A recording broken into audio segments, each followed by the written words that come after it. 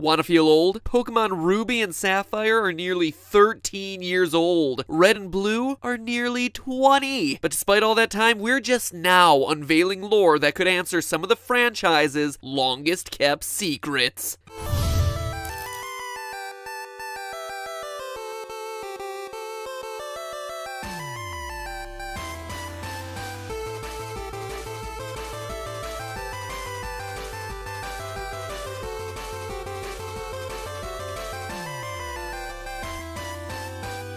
Hello, Internet! Welcome to Game Theory, where I'm not gonna write you a love song, I'm gonna write you a theory that has a chancey of not being too far-fetched. Sorry, enough puns. I'll keep my big mouth shut. This opening joke was really unacceptable. You still here after that terrible opening? Great, thanks for sticking around. Pokemon! I don't know what it is, but all of you out there just can't get enough of these little guys. And at first, I was ready to gloss over the release of the newest installments, Omega Ruby and Alpha Sapphire, as just shameless re-release cash grabs of the original Game Boy Advance games, which, let's be honest, they are. But what I didn't expect were these games including new bits of post-game content that would rock the foundations of the Pokemon world. And after copious amounts of therapy in the intervening years since my last Pokemans video, I figured it was time to dip my toe back in the Pika pool for a theory that's sure to put the greasiest orb on your Origin Form Giratina, if you know what I mean. And if you don't know what I mean, don't worry. I think probably about 98% of people watching this video probably didn't get that.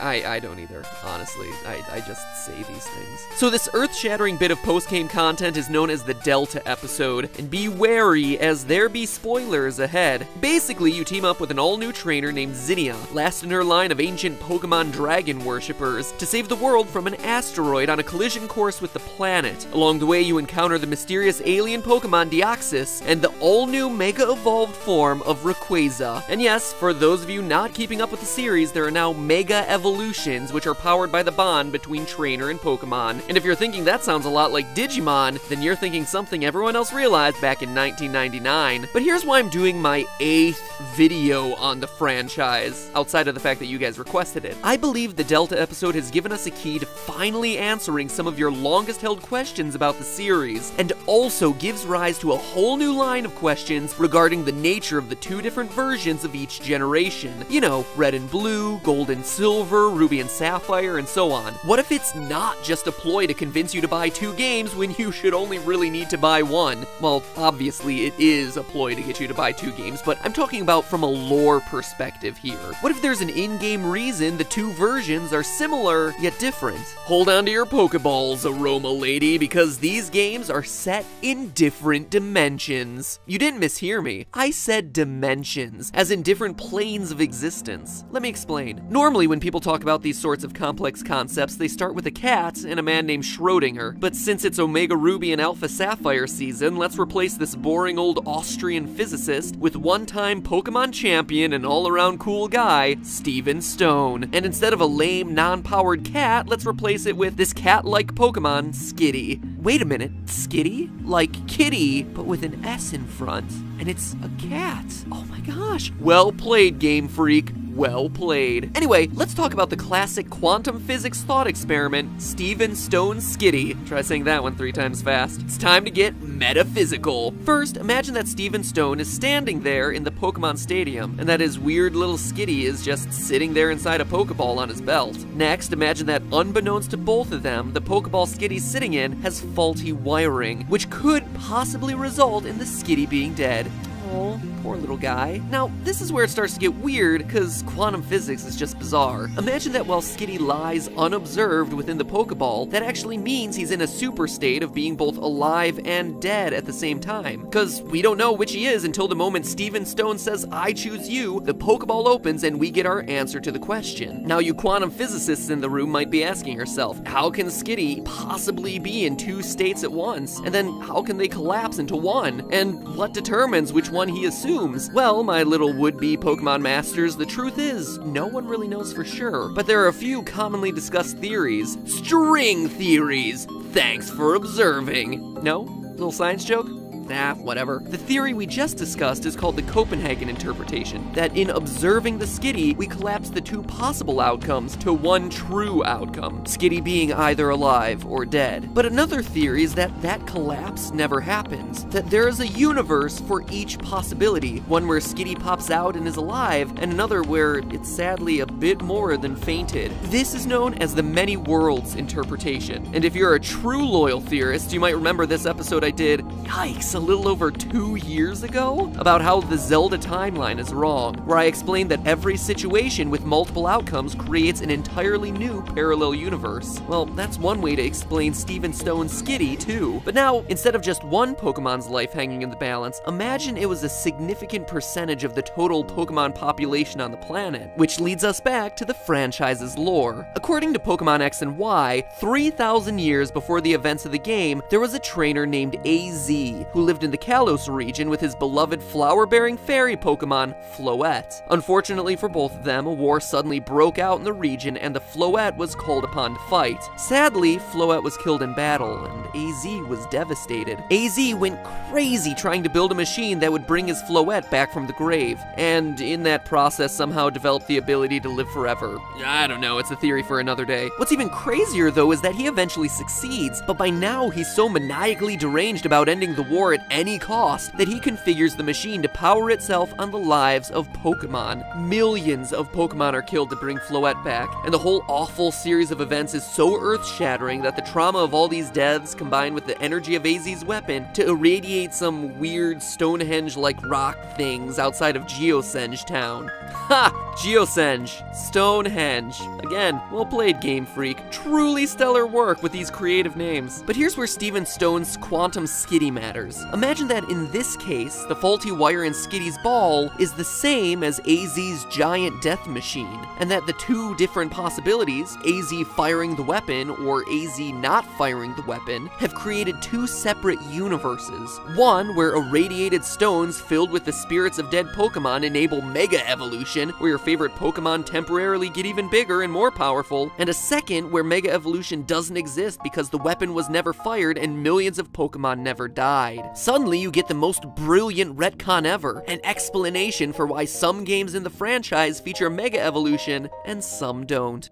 Now, I would be skeptical too. I mean, this is way too complicated for a kid's game, except that it isn't. The games actually support this theory. Fast forward to Omega Ruby or Alpha Sapphire during the Delta episode. In case you missed it the first time because you were still trying to figure out that super esoteric Giratina joke, an asteroid 6 miles across, the same size as the one that probably killed the dinosaurs, is on a collision course with Earth. Mr. Stone, Steven Stone's father and head of the Devon Corporation, explains that his company has harnessed the same energy AZ created with his weapon to power many of the high-tech gadgets that appear throughout the Pokemon world, including one that's about to help you save the world by tearing a hole through reality and opening a portal to another dimension for the asteroid to fly away through. Yeah, this is still a game about capturing cute little pocket animals and having them slap each other around, right? Anyway, seems like a great plan, right? Rip open a dimensional rift, bada bing bada boom, asteroid crisis over. Easy squeezy, lemon peasy. Enter Zinnia, weird dragon girl descended from ancient protectors of old or something, doesn't really matter. Her hidden ancient dragon knowledge warns that in this other dimension, there's a planet just like yours, but different somehow. And sending the asteroid to them will just destroy their planet instead of yours. Here's some quotes. That is an impressive machine. Snap your fingers, the asteroid vanishes, and we all live happily ever after? Ah ha ha ha ha. Indeed. It's like that former champ said, this thing is the best hope we have of saving this planet and everything on it. But you know, it could also be the worst tragedy imaginable for some other world and everything on it. My people know it. From generation to generation, we pass along the lore about the distortions in the world born by the Mega Evolution mechanism, and about the existence of another world, which we have long observed to be just like this one, and yet not the same. That's right, a Hoenn region that's almost exactly like this one we live in, filled with Pokemon and people like us. A world where maybe the evolution of Pokemon took a slightly different path, where Mega Evolution is unknown. A world where that war 3,000 years ago never happened. A world where the ultimate weapon was never even built.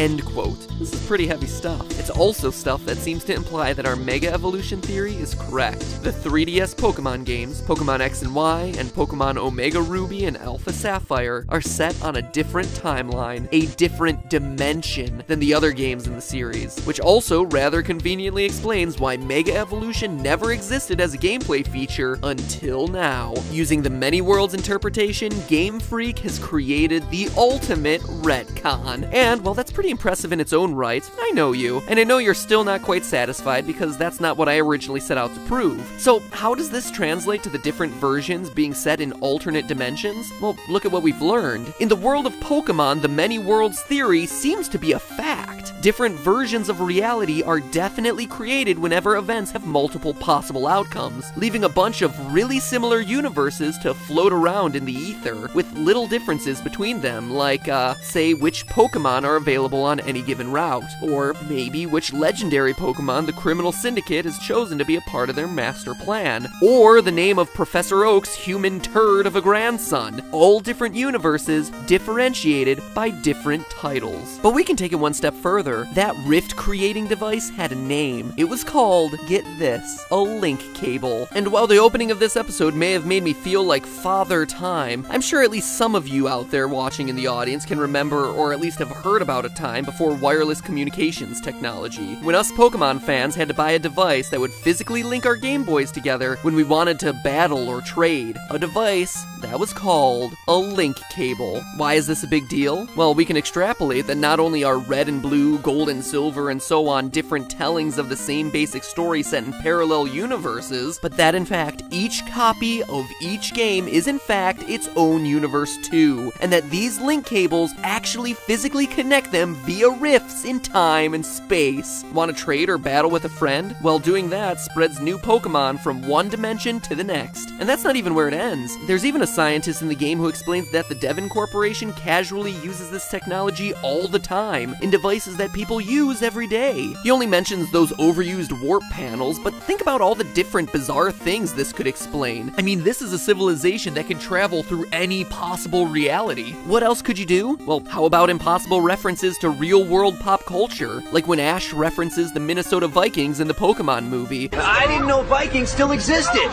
They mostly live in Minnesota! Maybe he really has heard of them. How about PC and Pokeball technology? Well, shoot, if we can just rip holes in time and space, what if these devices use pocket dimensions? What if that's the real reason they're called pocket monsters in the first place? It might even explain Devon Corporation's uncannily creepy new reverence for Omanite and Omastar. Don't tell me you didn't notice all the new symbols hanging around their headquarters these days. Now we know it's literally possible that they visited the Twitch Plays Pokemon universe and learned about Lord Helix himself. And what about that mysterious ghost girl from Pokemon X and Y who says you're not the one and then vanishes? We might be witnessing a super creepy rendezvous between two interdimensional travelers. And finally, what if Diglett's mysterious missing feet exists in another dimension? In Pokemon Mystery Dungeon Red Blue Rescue Team, Diglett says his feet feel like they're floating in air. Okay, so maybe I'm getting a bit carried away. But then again, what if I'm not?